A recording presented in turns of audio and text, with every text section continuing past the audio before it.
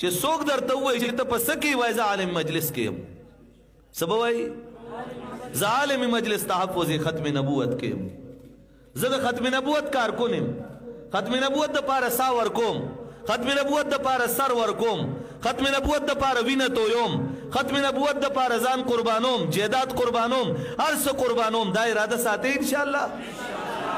موږ به د خپل پیغمبر د ناموس جنگ کوو انشاءالله بل عزیزانو دا راته ووایي چې دا د چا چا ارادي دي چې 8 9 10 11 په دې 11 بسي په ټولو تحصیلونو کې د حضراتو مقابلې چالو کړي تقریري مقابله په موضوع د ختم نبوت باندې په ټولو مدارسو کې سکولونو کالجونو کې سکولونو کالجونو لمون جدا ټیم جوړ کړي دي او د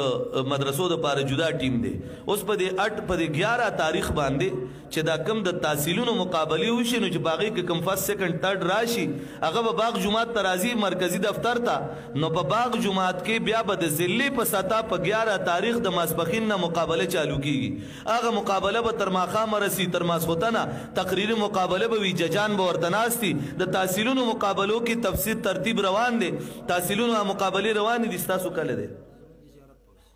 د راتلون کی زیارت پر ورځ باندې تخبای تحصیل مقابله چې رقم ځای کې ده عبد الله بن مسعود مدرسه کې ده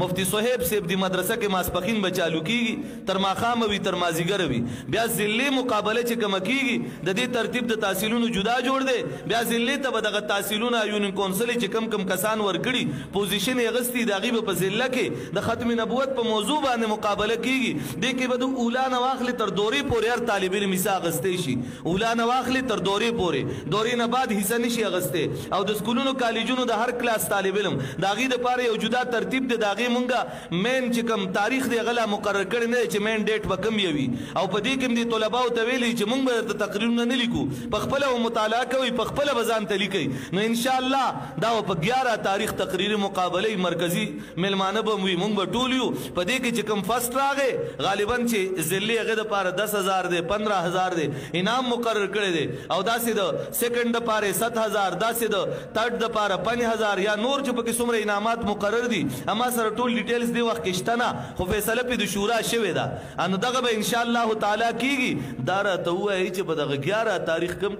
ملګری وایي چې موږ به باغ جمعات تعزیری کو ان شاء الله